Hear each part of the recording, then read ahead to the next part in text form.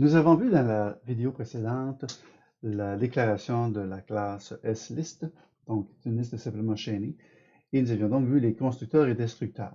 Cette fois-ci, nous allons voir la méthode back.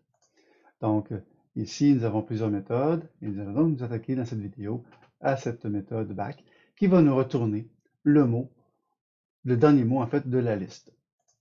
Alors ici, nous avons la déclaration de la ligne suivante, donc cout slist.back. Donc, nous voulons afficher le dernier mot de la liste. Alors, si jamais nous étions dans la situation suivante, c'est-à-dire que nous avons notre liste qui contient aucun mot, alors, donc, si un mot correspond à une chaîne vide, nous allons retourner la liste est vide. Par contre, si nous avions déjà un mot, mais un seul unique mot, donc le mback ne pointe pas sur une case suivante, alors nous pourrions faire un return mot directement. Donc, on retournerait le mot que nous avons ici. Par contre, si jamais nous avions plus d'un mot, donc par exemple ici, 3 mots, alors nous pourrions dire que temp égale à mback.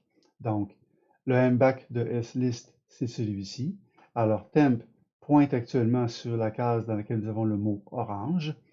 Et puis, nous vérifions, est-ce que son mback est différent de nul PTR? Donc, comme le mback du temp dans lequel nous avons le mot orange pointe sur une case suivante, nous allons donc dire que temp correspond au mback de lui-même. Donc, il va aller se déplacer ici. Donc, temp pointe maintenant sur la case dans laquelle le mot est citron.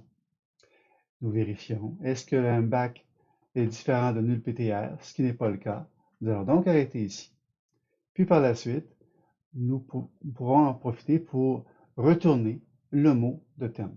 Alors, comme temp actuellement pointe sur cette case mémoire, il va retourner le mot correspondant, c'est-à-dire citron. Donc, dans la prochaine vidéo, nous allons voir une prochaine méthode qui va nous permettre, bien sûr, de progresser dans cette classe slist.